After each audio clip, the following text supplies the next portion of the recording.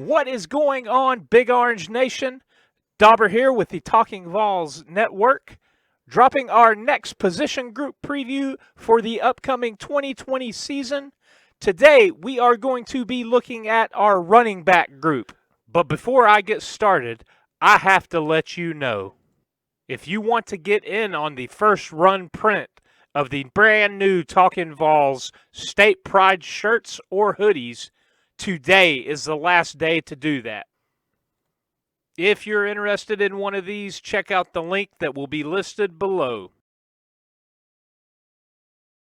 One last thing before we jump into the running backs preview. Make sure you've clicked like and subscribe so you will get details and updates when we drop new content, and you'll be the first to know when we drop the limited edition Talkin VAWLS hat that we are getting ready to put out. So let's get into the running back position for the Big Orange.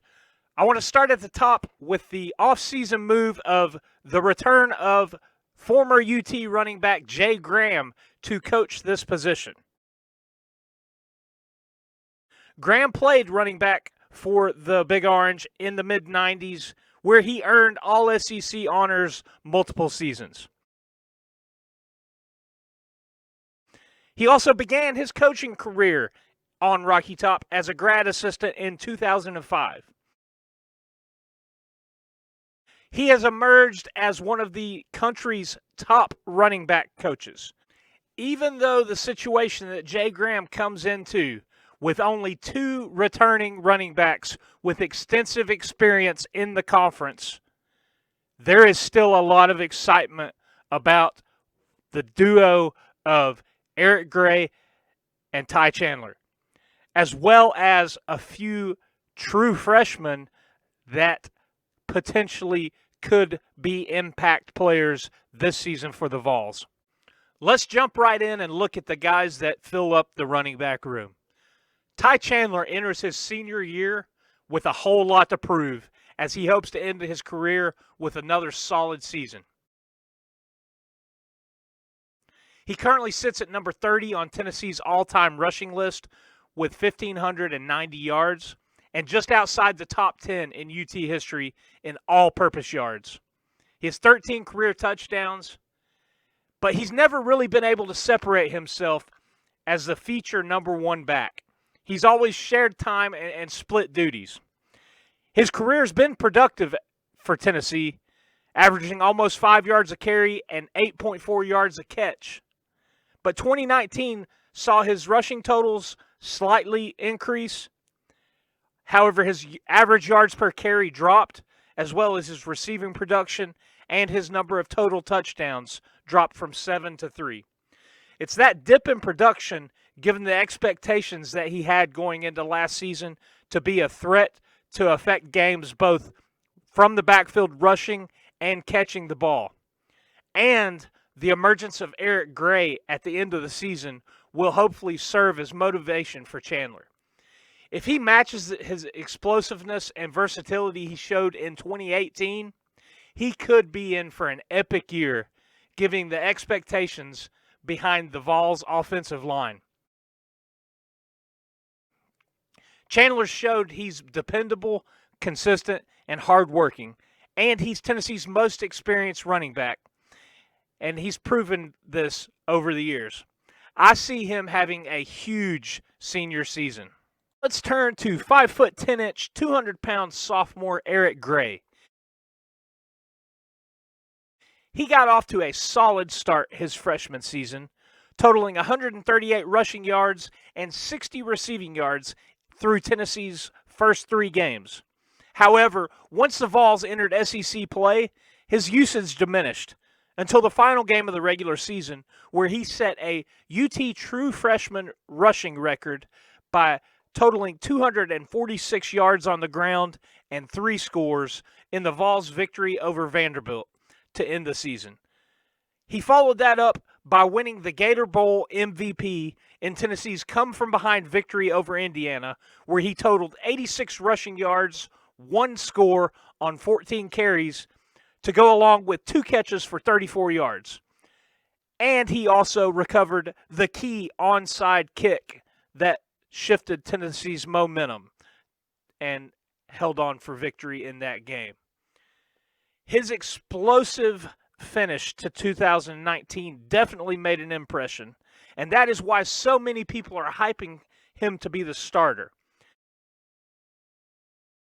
On the season, Gray averaged nearly 5.5 yards per carry and rushed for 539 yards and 4 scores while catching 13 passes for 115 yards and another touchdown.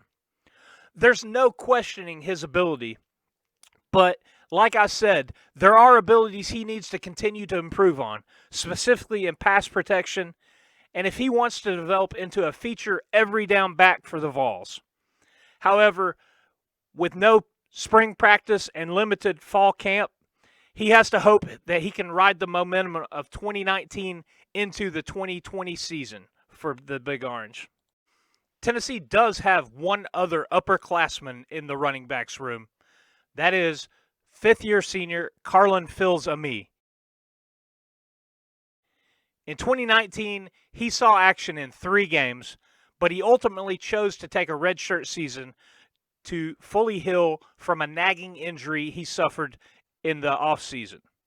He is healthy now and looks to work his way into some playing time. I consider him to be the wild card in the Vols running back group.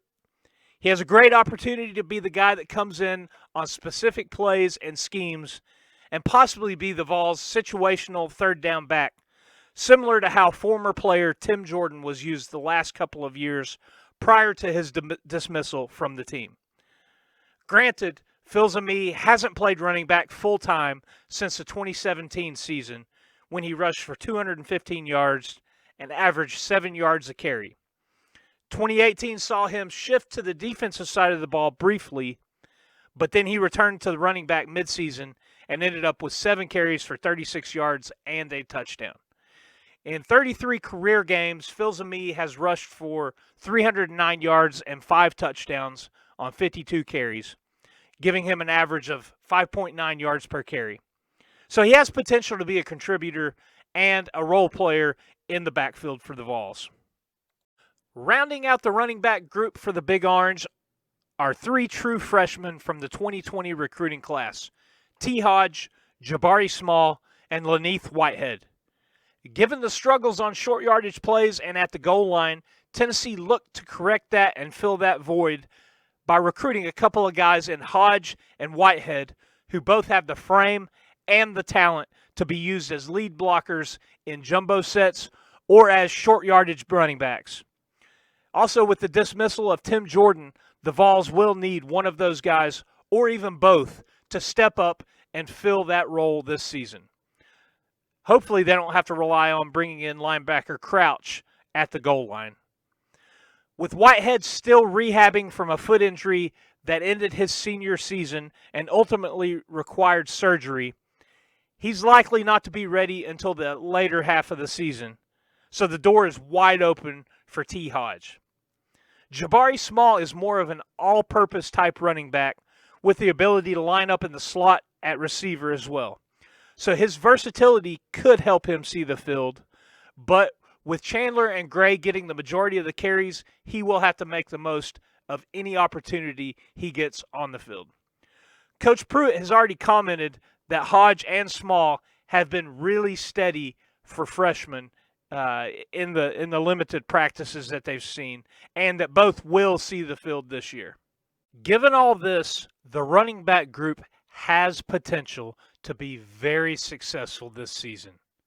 They have plenty of talent and versatility within the group. Add in the luxury of lining up behind one of the best O-lines in the SEC, potentially in the country. This season could be special.